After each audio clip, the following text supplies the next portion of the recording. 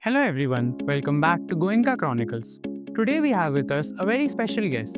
She is the symbol of women empowerment not only in Lucknow but across the state of Uttar Pradesh. We have with us Ms. Madhvi Kukreja, who is a well-known Indian social activist and feminist.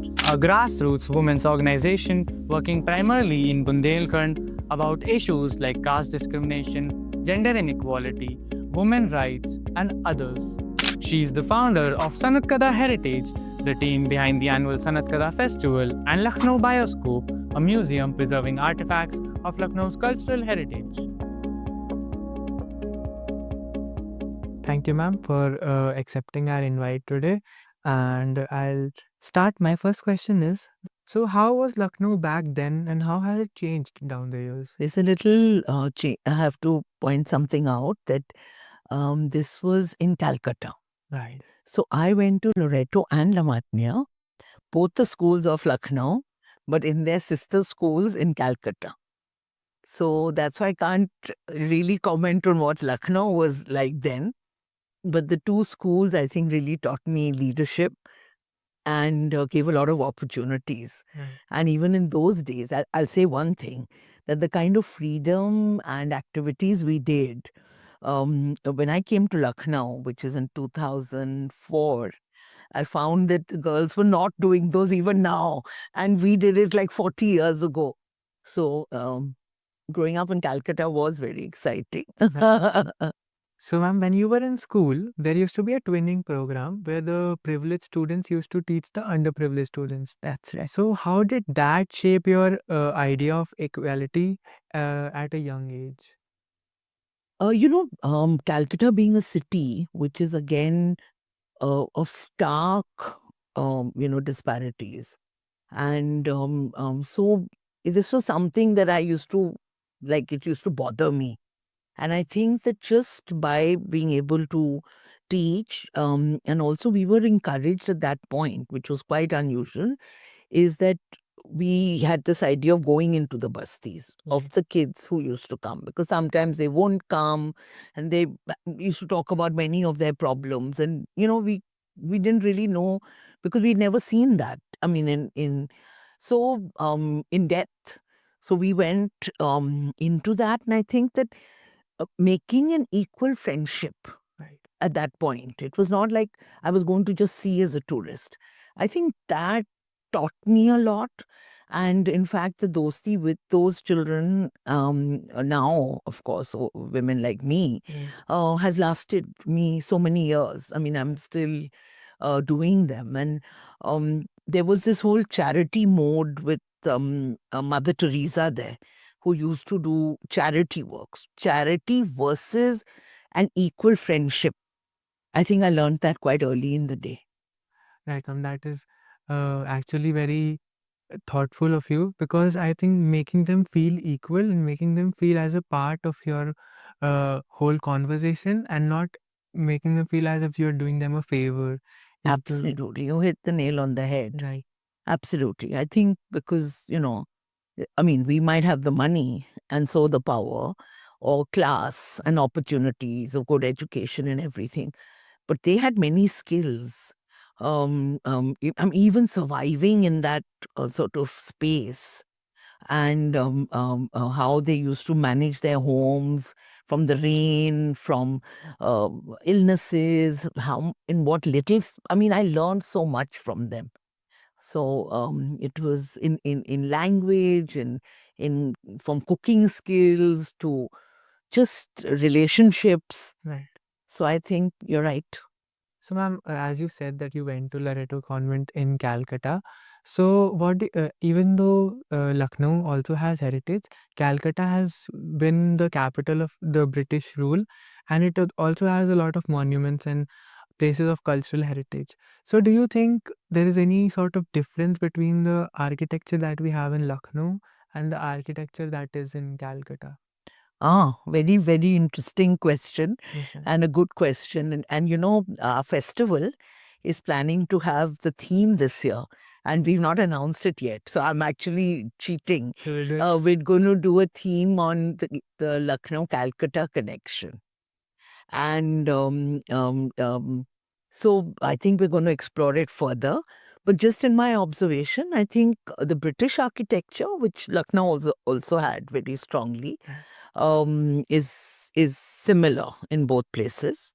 I think Calcutta was much grander with some of the British architecture, with Victoria Memorial and things. But in homes and things like that, the British architecture was about the same. I think it was much more in Calcutta than it's here, and the influences of it. But I think that also the Lucknow influence in Matya Bujurg, and with Wajid Ali Shah going there, so you saw that influence also, which Lucknow took, because in a way they looked at as twin cities. But I think Lucknow is much more spaced out, and Calcutta is much more intense. So that way, Calcutta loses out.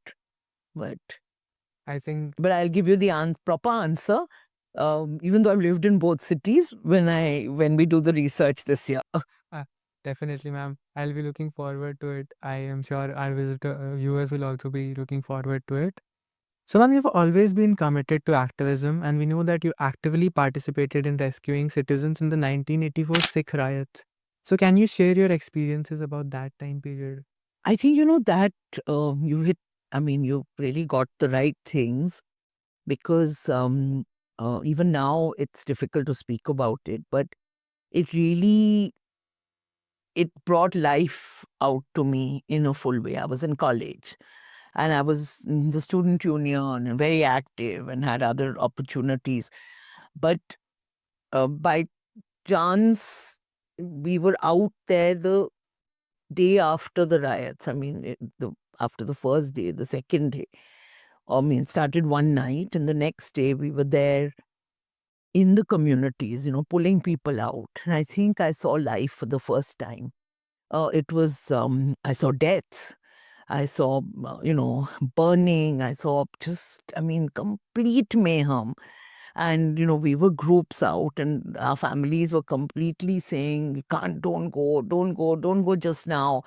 And very interesting, because I was from a Punjabi family. So, and the Sikhs were being blamed. And, Punjabi families have some Sikh influence. But this is what changed my whole life. And I think just seeing the reality of a riot situation, and how people, innocent people have to suffer for maybe what somebody else did. And then the long journey of working in the camps, of getting people compensation, of looking at cases of sexual assault. I mean, it was just like a whole life in those 4 5 months. And I completely gave up my college, my studies, everything. And I was completely absorbed. And because it seemed like this was more important, not what I was doing. So I think it really made that decision. I was always interested in women's issues. And for me, that it was important to work with women, particularly in a riot situation. Even the women were the most affected. And also to take up this work in the future. So, I mean, we were volunteers. We were the lowest of the rung. There was a group, Nagrik Ekta Manch, which was citizens and students put together. But yeah, it was a very time that really affected my life, and of course, the life of many others.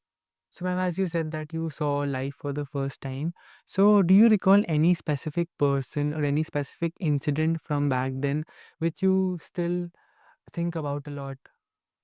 Yeah, just pulling out like a woman and some children from under some bodies, actually, because they were like hiding, like, this is Trilokpuri, which was one of the worst affected areas.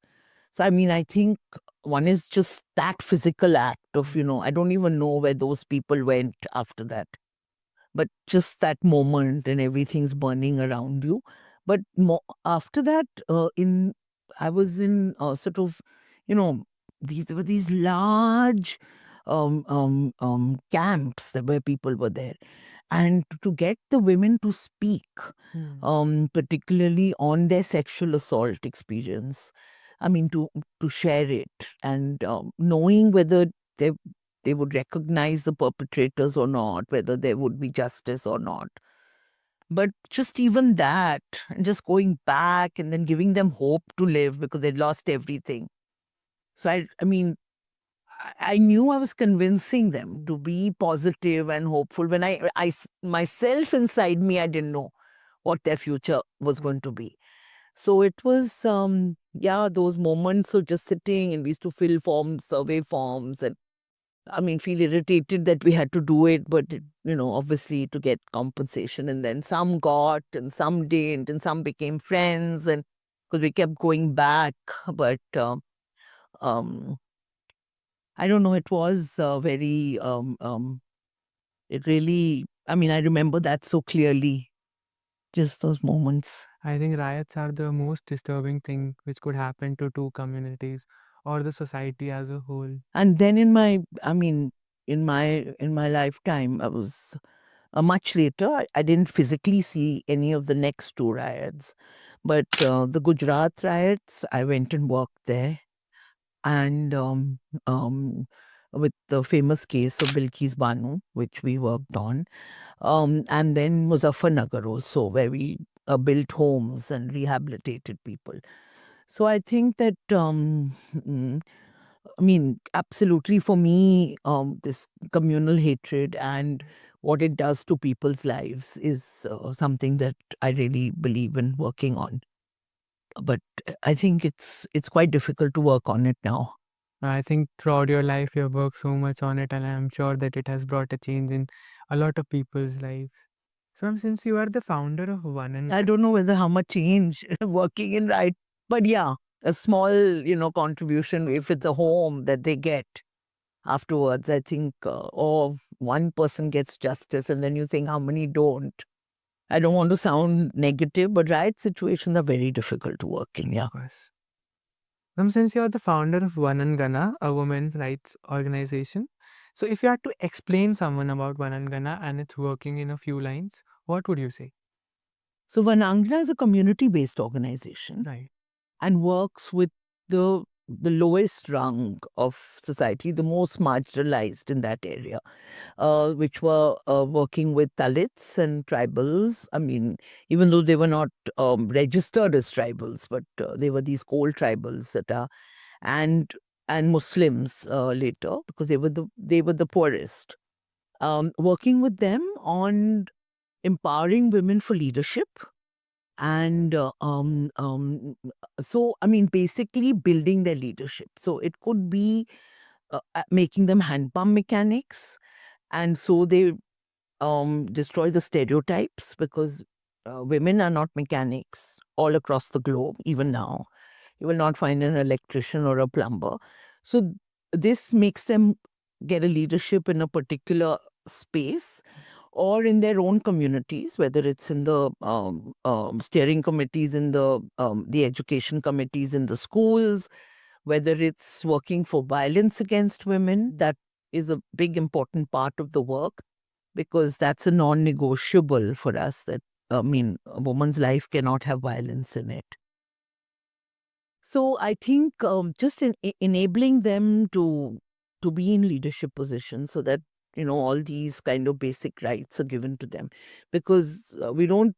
Vanangna doesn't believe that only livelihood or only one sort of a way will solve the problem. As many organizations work on, say, one development thing like self-help groups or making some papad. I mean, I'm not saying that's not important, but if your mobility doesn't change, your confidence to speak, your way of being in leadership, then you're not going to be nothing's going to change in your life. So we feel that everything has to change in your life, and Vanangna now has local leadership, and they work on all these issues. In Chitrakoot and Banda, oh, I forgot to say that, in Bundelkhand, which is sort of an armpit of the area. Right. So, I mean, of UP at least. Of course. So, ma'am, going back to when you found created One and Gana, you were already working with an organization in Karvi, but then that organization withdrew.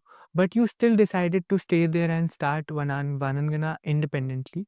So how did that happen? How did you get the courage of starting such an organization independently? Yeah, a few years I was with Mahila Samakhya, and then, but it was in a very collaborative way that Mahila Samakhya felt that because their focus was education for women's empowerment, which was a broader sense of education, but also literacy.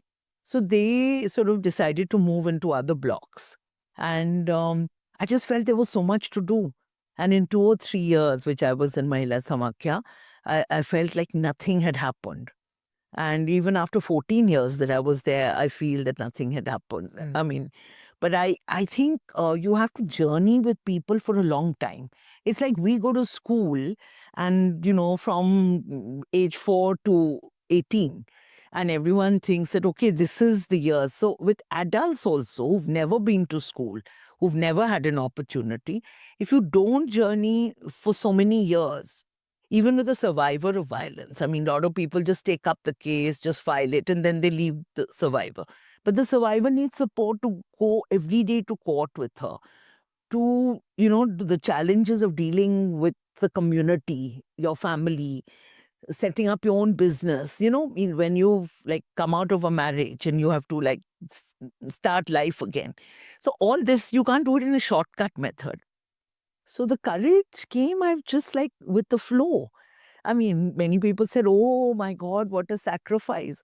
But it was no sacrifice for me. I was really like involved. And I mean, I don't know whether to use the word enjoying it, but I thought it was very important. And also, yeah, I think मजा ही आ रहा होगा ना वहाँ रह के and काम करते हुए. As ma'am, you said that a few women were really discriminated against and they were from marginalized communities.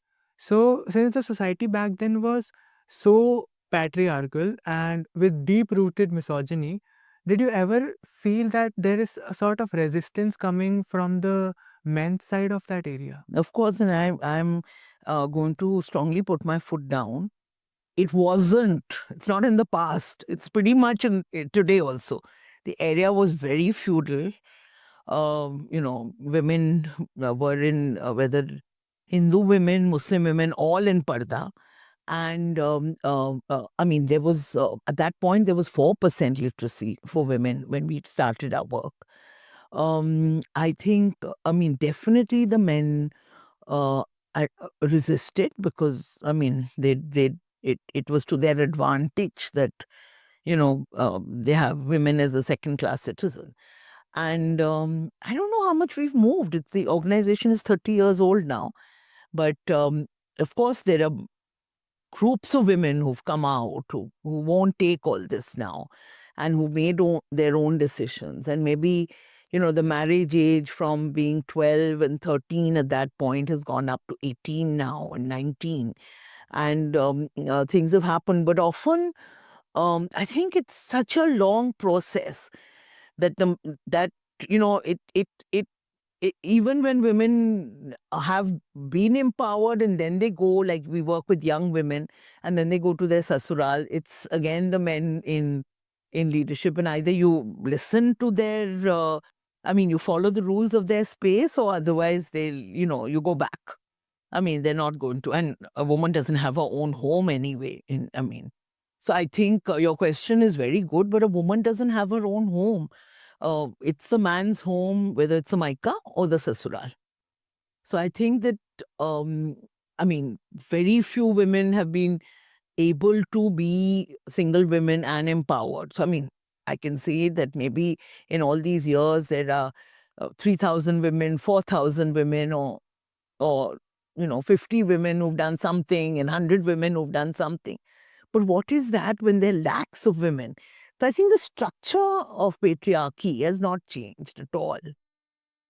And I don't think it's changed in urban Lucknow. I mean, the changes are there, but they're very few. I think there are a lot more men who are feminists and are supporters now, who understand that, it's to their advantage also that there's equality. It's not one versus the other. I mean, there's that simple thing we used to say कि गाड़ी के दो पहिए होते हैं, and if वो दोनों साथ नहीं चलते हैं, और फिर 4 पहिए होते हैं, मतलब वो साथ नहीं चलते तो गाड़ी चलेगी नहीं, kind of, we give this example.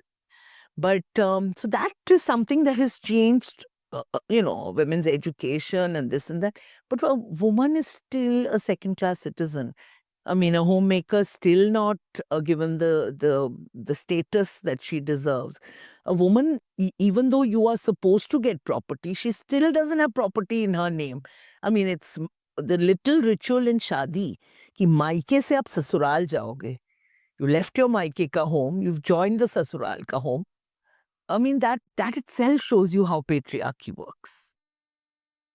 So I mean, I think that men still haven't understood the advantages of equality. So, ma'am, you've been connected to Lucknow's culture and heritage for countless years now. And you also share this knowledge with the world through your very own museum, Lucknow Bioscope. So, where did you get the idea of setting up this forum? When I came into Lucknow, I chose it as a city of, made it my home. I had no, because it had connections with Chitrakoot. And I didn't want to go to a large urban city because I lived in like a 2 kilometer by 1 kilometer sort of small kasbah when I was in Chitrakoot, and I'd got used to a rural way of life. But it was, I mean, the whole idea, I mean, I found that Lucknow had so much to give as its tehzeeb, its culture. But somewhere besides the monuments, a lot of it, and maybe the food was famous, but it wasn't on, there was a lot more as far as the people's stories, from the karigari to the pehnava to street food to home food to the dance, the music. I mean, everything which is part of what we call culture. So this journey that started with exploring all these things, like there's a in Muharram there's the tazia that comes out. But I had no idea as an outsider to the city. And maybe a lot of Lucknow walas who are not, Shia Muslims also don't know. Where is this tazia made? How's it made? Where are the bazaars for it? Who are the craftsmen? So I started exploring and I felt that, you can look at your city in many, many different ways.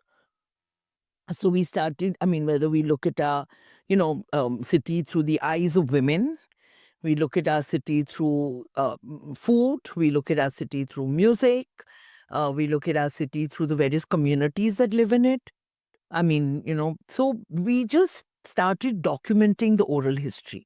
And initially it was for the festival to root it in the city. And I think we're the only festival in the country for that. So that we have this theme. And there was me and another outsider, a journalist from NDTV called Radhika Bodia. And both of us just started with this thing of exploring the city. She taken a sabbatical and come here.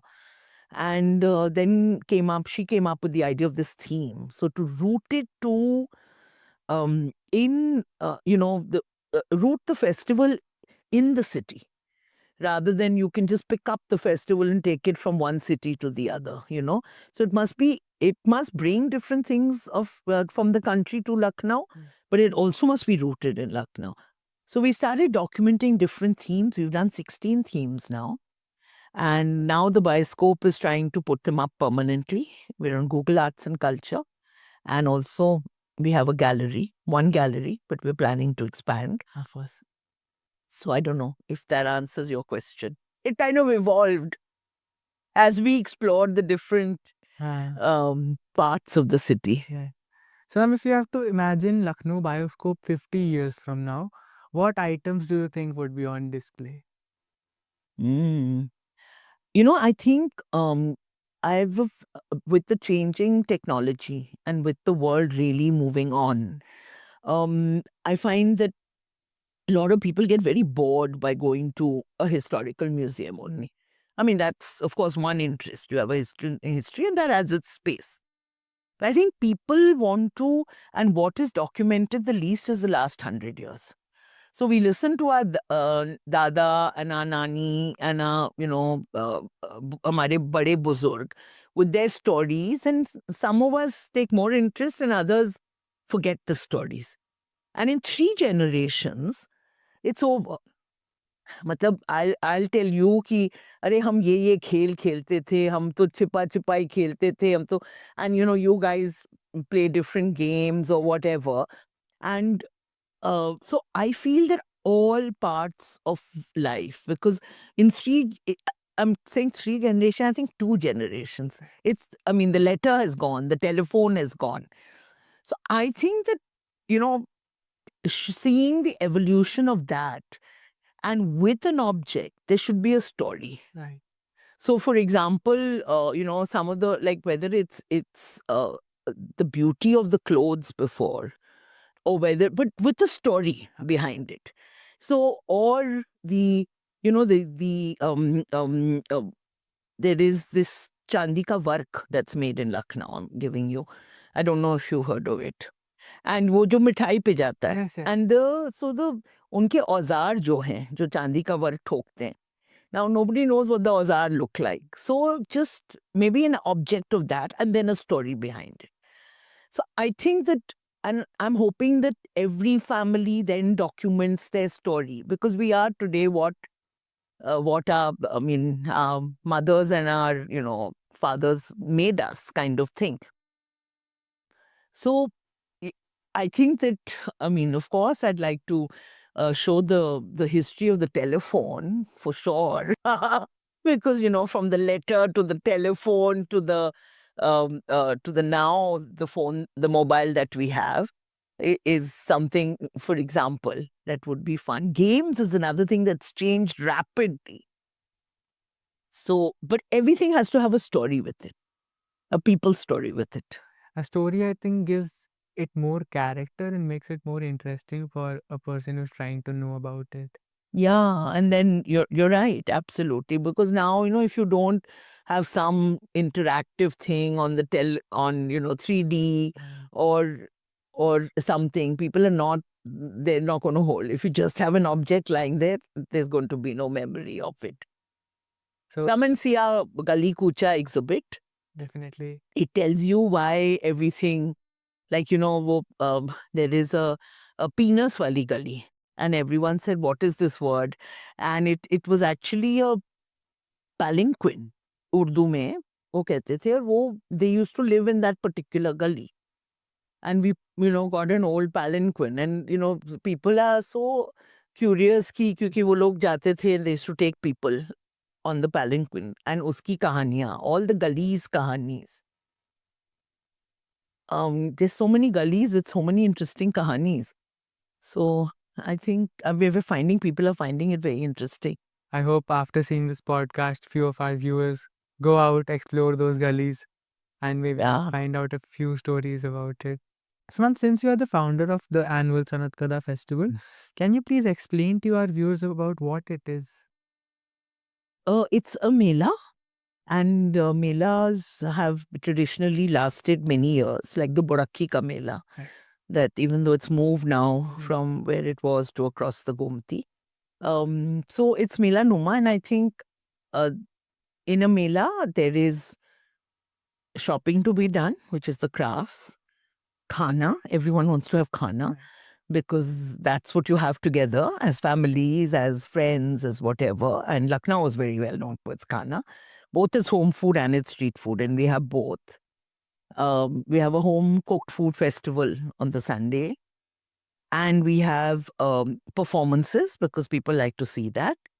And listening to Kissa Goi, which is Lucknow's very bedbazi, which is for example, an Antakshri with Shairi and kissas, and then just marrowing adda. So people in Lucknow like it, that you meet each other, you know people, and you just hang around. Right. And I'm very happy to tell everybody here who's listening to this podcast is that initially our festival was known as Festival for people above 50 and 60. And that used to be the age group that would come when we started registering, which was about 2018 or something. Before that, we didn't have such a good registration system. And now it is 70% is people less than 35. And a large percentage of this is them are less than 25. Right. So for me, our festival is now one of young people exploring their city and learning about it. And then we have the theme of the city, which I spoke about earlier. So we've had 16 themes. Lucknow Ki Rihaish, which is Homes of Lucknow, Rachi Basi Tehzeeb, Feminists of Awadh, Raqs aur Mausiki. So we've had all these themes so you can explore and get to know. We had Ashikana also. So, people can just learn about their city in so many different ways. I firmly believe that through this festival also people are going back to their roots. They're learning about where they actually come from. So now we'll have a rapid fire round where I'll ask you a few questions and then you can give your answers for it. So ma'am, what is one relationship advice you would like to give to youngsters these days? I feel that don't think of marriage as the end. Right. Just think of love Right. and work it out around that, because when you institutionalize it, Right. I think there are a lot of problems. Fair enough. What does feminism mean to you in one sentence? Feminism to me is personal, is political. So in your own life, what you believe in, you must live that. Right. So ma'am, if you had to describe your journey through a book title or a song, what would it be? I think मैं जिंदा हूँ. Right.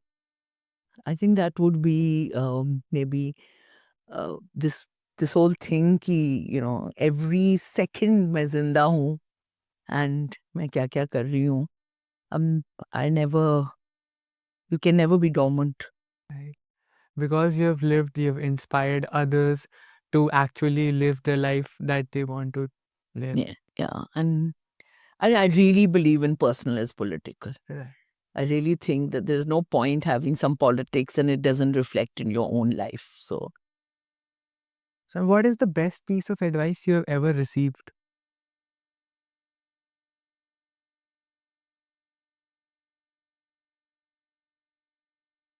follow your heart, and but you need some money to support it. That was my father. Of course. Fathers always tell you about the practical part of life. Yeah. I used to fight with him a lot about it, but I realize it's true. So ma'am, rate in the order of whose songs you like the most. Mohammed Rafi, Kishore Kumar and Lata Mangeshkar. Kishore Kumar. Kishore Kumar. For sure. And then who's second, Mohammed Rafi or Lata Mangeshkar? Mohammed Rafi. Mohammed Rafi. Ma'am, can you tell us a poem or a poet that describes Lucknow beautifully? A poet. I mean, there's Mir Taki Mir Yes. or Mir Anis. And ma'am, a movie which from recent times which you really liked from the past few years? I think I like Lapata Ladies. Lapata Ladies. Because that also showcased how the Very simply. So many things it kind of knocked on, in this whole patriarchy framework, but with a lot of masti. Right. Ma'am, if you only had 3 words to describe the Sanat Kada festival, what would they be? Rang, masti, rishte. I think that summarizes the whole concept. I think हम लोग के रिश्ते with all kinds of people, because जब हमने कारीगरी की तो we made rishtas and had a lot of karigars who we documented. जब घर किया तो रिहाइश के साथ, जब खाना किया तो we documented 100 street food people and their lives. So I think the festival makes a lot of rishtas for everyone. Come and work on it sometimes. Definitely, I'm looking forward to it. So ma'am, as you're talking about rishtas, What is that one rishta which has been a constant partner in your journey of establishing Sanat Kada? Any specific person who has been since the start of the festival and still there? Well, I must say, one is I have to say that there's now a team that's all less than below 30 and below. And they're taking it ahead, though they were not there right at the beginning. But there is Noor Appa and Anur Khan and Saman Habib. One is a scientist, one is an educationist. They've been involved with the oral history documentation. There's somebody called Salim Kidwai who's up there now, but was a cultural historian. I keep saying he is. And he really put us on the path of looking at history, making sure we don't misrepresent anything, and taught us how to do this oral history documentation. There's my partner Askari, and he's a performer, and he was also involved with the festival from the beginning. So I think the credit goes to all these people for the festival, which we have been seeing for almost a decade now. yeah, and Radhika who gave us the idea of the themes. And You you a are journalist, yeah. good. I like working in teams and collectives, so I believe in them also. And now I've handed the baton, and there's a young people's team, Right. and maybe one day you'll interview them, and Oh. they'll look at it differently. Hopefully, we'll get to know a lot more The stories. core team is now they're all 30, three of them. Right. So So, ma'am, before we, Nagma, Tasveer, and Vishal. I have to tell you about the girls, sir. of course, credit given where there is due. Yeah. So, ma'am, before we wrap up this podcast, I'd just like to know about one more topic, which is when you worked on the Ford Foundation project in New York, when you were working in the New School of Social Research on homelessness. Do you think that there is a difference between the state of economically weaker sections of United States and economically weaker sections of India? I'm going to answer no. I mean, of course, poverty is much more here. We have many more weaker people. A larger chunk of people who are poorer and come in under poverty and really struggle in their lives even today. And you'll see more beggars here and everything. But I think that there also, based on color, a lot of black people, Puerto Rican people, are marginalized because of discrimination. And they stay where they are, and because their access to, whether it's schooling, whether it's is all poorer quality than the rest get, which is the same problem here with everyone going to, say, government schools, which still don't have a good education system. And so I think when you don't have access and then you have deep discrimination, then you're not going to come above your poverty line. So, I mean, I think I was very shocked. And also, I was very shocked about women's representation there, because I expected women to be much more empowered there than, I mean, of course, many more women in the workforce, many more single women, and that kind of thing. I'm talking about 40 years ago, and even when I visited today. But there's still not representation at higher levels in corporates, in the legislature. I mean, these things are still, and as you know, no president became a woman. So I was, in fact, deeply, and a lot of domestic violence. So I was deeply disappointed, because I thought, this is the American dream and that all this will happen. I mean, look where they are today with the president. I mean, he's surely not supportive of women. So, ma'am, how did you transition from doing international research and studying about such topics to grassroots activism? I mean, again, it was a good exposure, and I did my the academic exposure I got, and the professors and the classes. But there was something in which, even when I did my internships, that I felt a sense of frustration. One is that I felt that I would be most effective in my own setting, in my own country, which I'm most familiar with. even though, I was working there with the National Lawyers Bar Association also. But I think that the fact that, I mean,